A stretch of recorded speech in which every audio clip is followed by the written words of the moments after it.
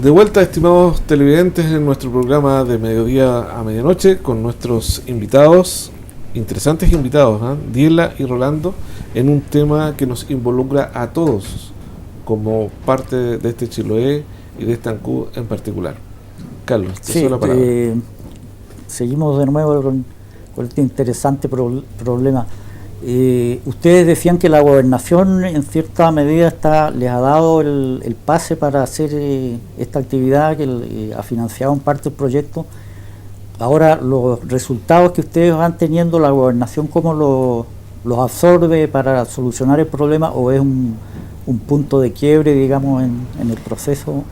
No, justamente como estos fondos están de alguna manera gestionados a través de la gobernación es parte activa en cuanto al poder relacionarnos con las otras entidades públicas que tienen relación con el tema hídrico.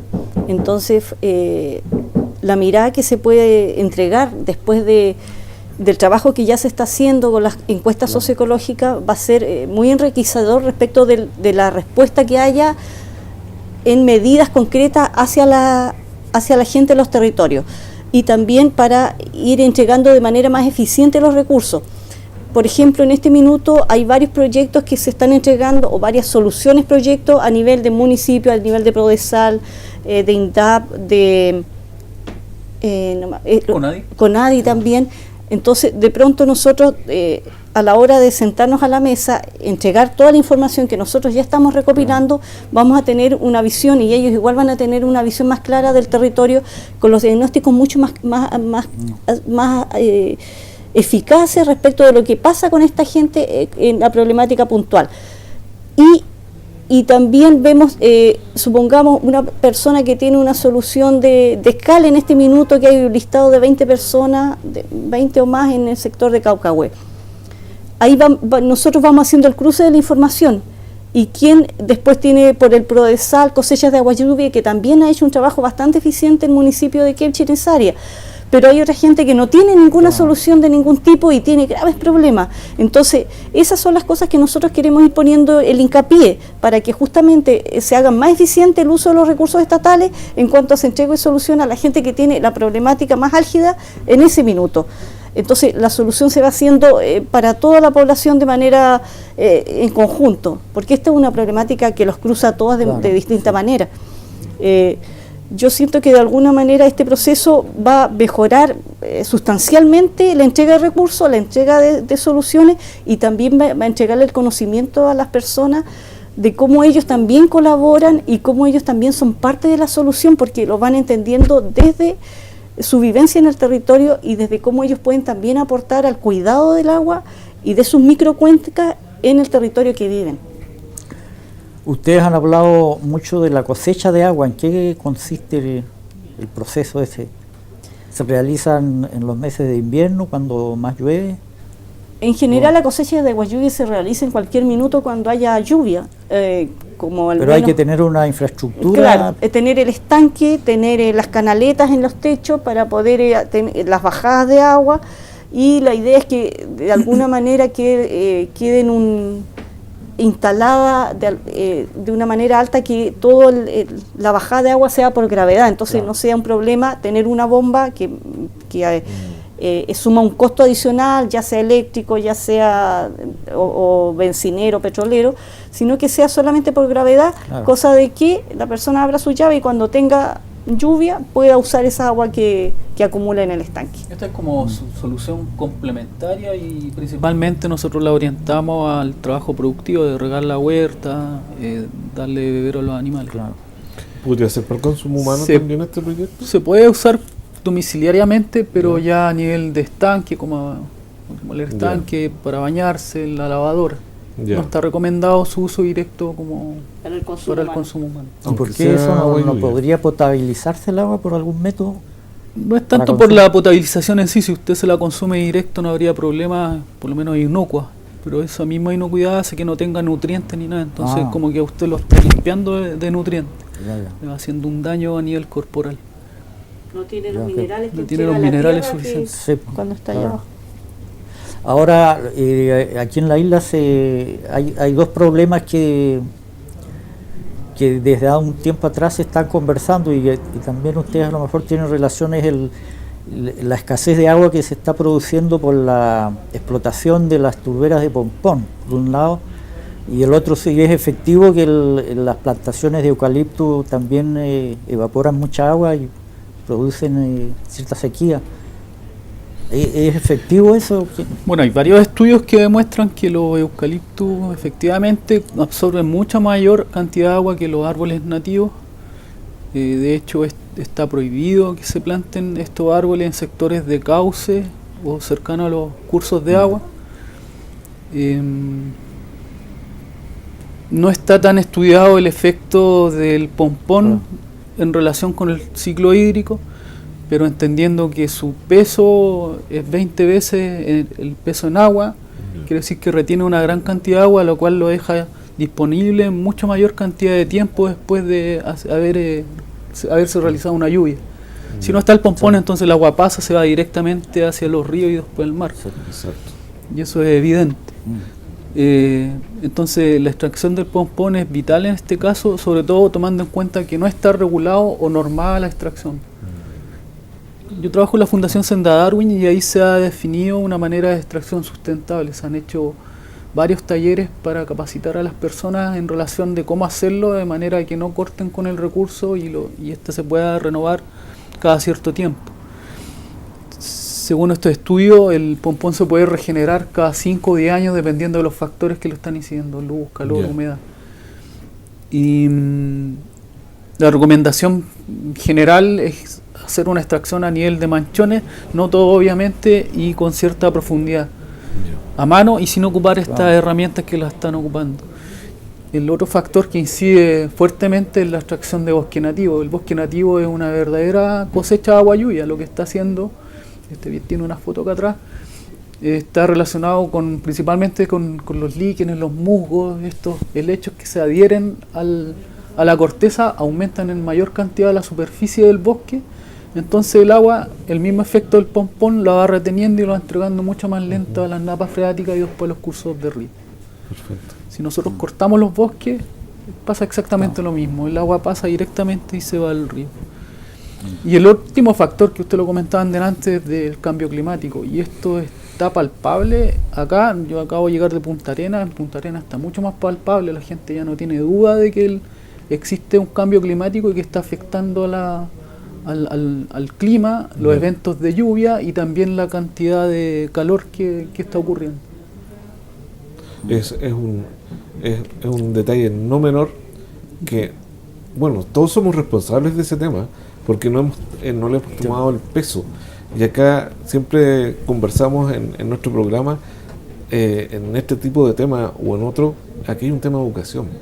Es un tema de educación que va casi del jardín infantil, porque a los adultos ya que le va, sobre todo en el campo, la gente ya está formada de una manera tal que señalarles que existe esta posibilidad de cuidar el agua o de poner en práctica algún tipo de herramienta para cuidar el agua o guardar recursos hídricos, no lo va a hacer.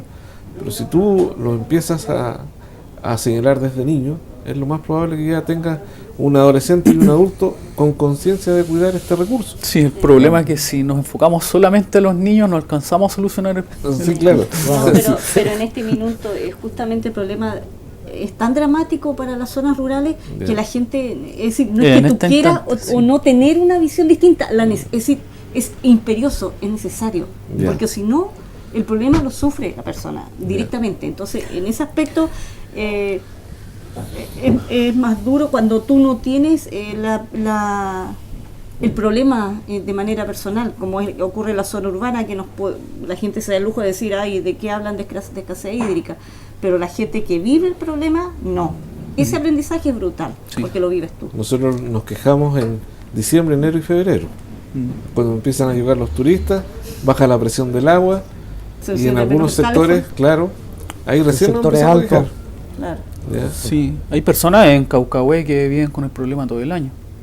que no tienen ducha. Hay Pero, muchas casas en Caucahuayque que no tienen ducha porque no tienen la presión de agua para tener una ducha, menos un calefón. pero eso significaría que tendrían más receptividad a lo que ustedes plantean. Por El hecho de que supuesto. están viviendo Hemos tenido la casa- una recepción formidable por Sí. parte de la gente porque ellos ven y palpan el problema, lo vivencian. Entonces, si La viene gente- alguien a ofrecerle una solución, y no solo a corto plazo, sino a largo plazo, como lo que estamos planteando, nos han recibido súper bien.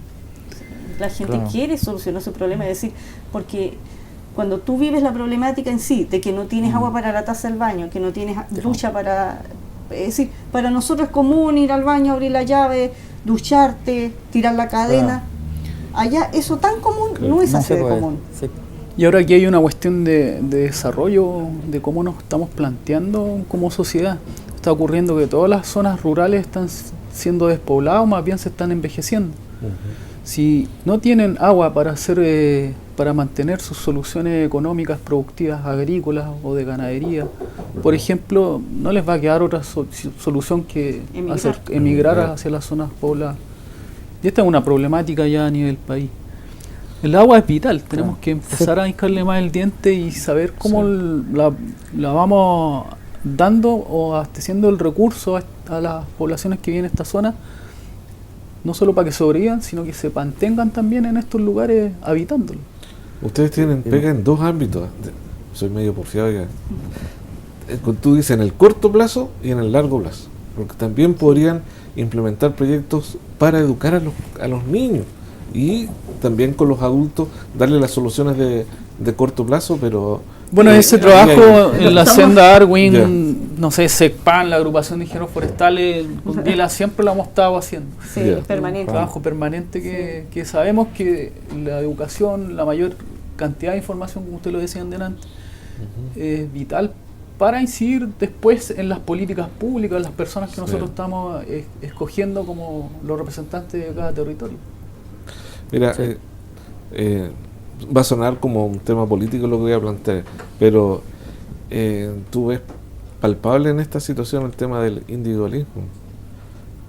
Porque si nosotros como sociedad nos preocupáramos de quienes viven en las islas, tal vez ellos tendrían meridianamente solucionado o serían parte de una solución para el tema del agua, pero aquí cada uno se rasca con sus propias uñitas, ¿sí? Es el cuento.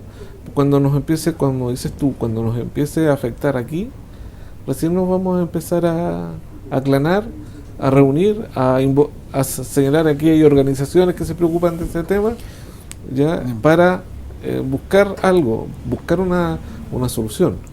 Bueno, y eso está a la vuelta Hasta aquí vuelta. Claro, sí. a la vuelta de la quebrada. Nosotros hemos Es lo- trabajado en Lajas ya. Blancas y hemos visto que estos lugares son territorios privados, son predios privados donde Ya. ellos pueden hacer lo que quieran hacer dentro del terreno. Están animales dentro de los cauces, se cortan bosques en sectores más altos. Ya. Por suerte, a medida que se avanza con el trabajo que ha hecho la agrupación de ingenieros forestales, en ese lugar la gente que vive tiene una mayor visión de lo que afecta Sí. y lo que no. Pero esto debiera ser una conversación de fondo. Sí. Cómo ellos Claro. pueden ser subsidiados por el Estado para que mantengan la situación y se tenga agua todo el rato acá dentro de la comuna. Esto es una visión a futuro. Y en este momento no No hay nada. hay nada. Hay un trabajo que hizo el Infor que está relacionado de manera de apreciar o ponerle un valor a la gente que vive en la comuna, de cuánto pagaría más en su cuenta en relación a proteger estos ecosistemas en el otro lado. Hay una Pero son observación pequeños avances, ¿no? Sí. que a lo mejor es un poco tonta, como dicen el dicho. A nivel nacional el agua está privatizada, es decir, hay empresas que manejan el recurso, que lo entregan al consumidor.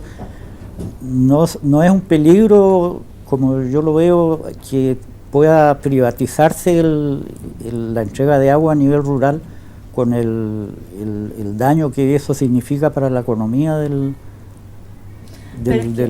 la familia.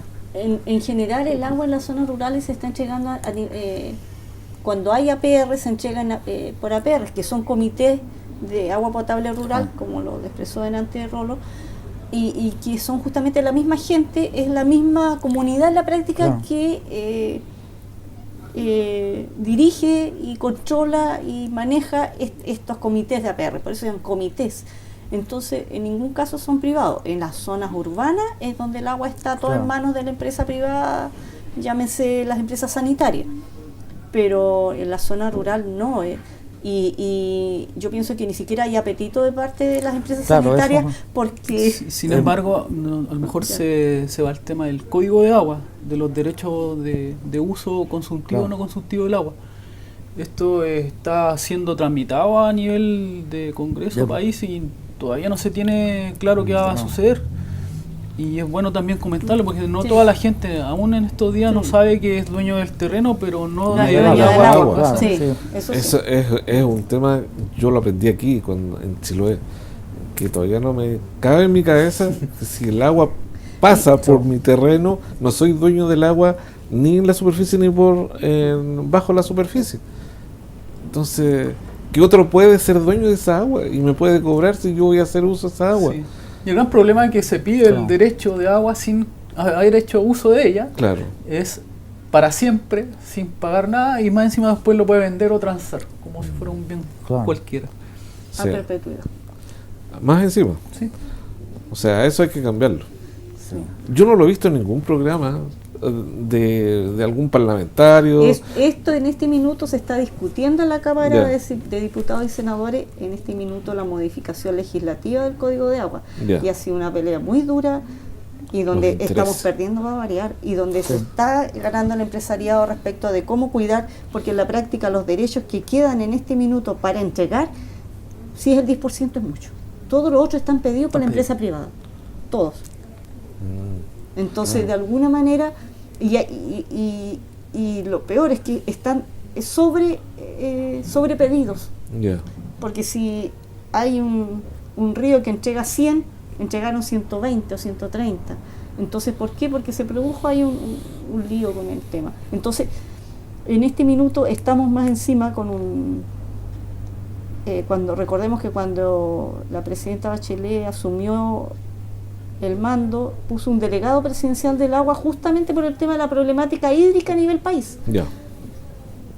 Ese delegado acaba de renunciar hace un mes atrás, un mes y medio, ¿no enteramos? Renunció. Él estaba en la conversa justamente en el Senado respecto de la modificación. Renunció. Está descabezado eso. Y un problema tan grave que ni siquiera tiene una mirada a nivel país y a nivel de parlamentarios, a nivel de autoridades locales, porque aquí es un tema que deberíamos estar discutiendo todos, Claro. porque nos afecta a todos. Sí. Pero se discute en cuatro paredes y ni siquiera nos enteramos qué se está aprobando, qué no se está aprobando, qué está pasando en la práctica, qué va a pasar, cómo resguardamos y por qué no se modifica la Constitución para que esos derechos de agua dejen de ser privados para una persona. Si el agua es un derecho humano, al menos el consumo, el derecho a tener agua para consumo humano es un derecho humano fundamental. O sea que vamos a tener que hacer estanques aéreos para poder juntar agüita, porque si esto se aprueba, como parece que va a ser una guerra, absolutamente, en el sentido de que la gente que no entiende que el agua es de él si pasa por su predio, tiene que hacer uso de esa agua. ¿Cómo desarrolla su campo? ¿Cómo se autosustenta si no puede hacer uso de esa agua? Bueno, es una lógica que tal vez al gran empresariado le da lo mismo, porque el negocio va por otro lado ahí en ese sentido. Bueno, estimados, vamos a hacer un pequeño corte y volvemos en unos minutos.